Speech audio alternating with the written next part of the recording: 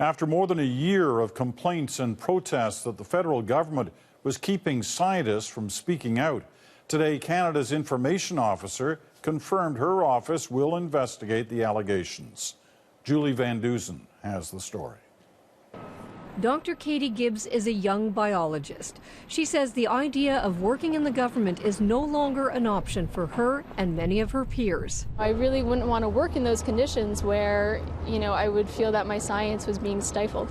Gibbs heads up a group called Evidence for Democracy. Last summer, they protested what they call the muzzling of federal scientists and the closure of research facilities like the Experimental Lakes area. They say they are scientists who are speaking out for those who can't. No science, no evidence. Now Canada's Information Commissioner, Suzanne Legault, says she will investigate the ongoing complaints of muzzling. Democracy Watch is one of the organizations that appealed to Legault. The public pays for this research, and the public has a right to know it. Critics say some topics are particularly sensitive to the government. Climate change, greenhouse gas emissions, and how it relates to oil sands development. There is a war on science and scientists in this country.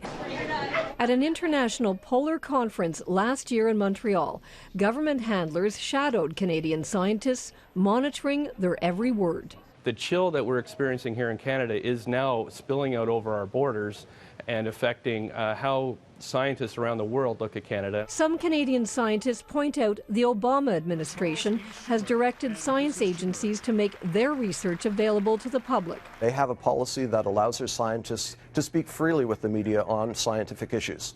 But the government insists no censorship is happening here and that scientists get to speak frequently. I'm optimistic that this inquiry will prove what we've been saying all along, which is that scientists do have access to media and to the public.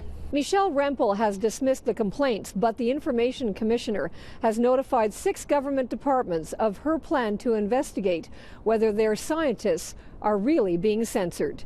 Julie Van Dusen, CBC News, Ottawa.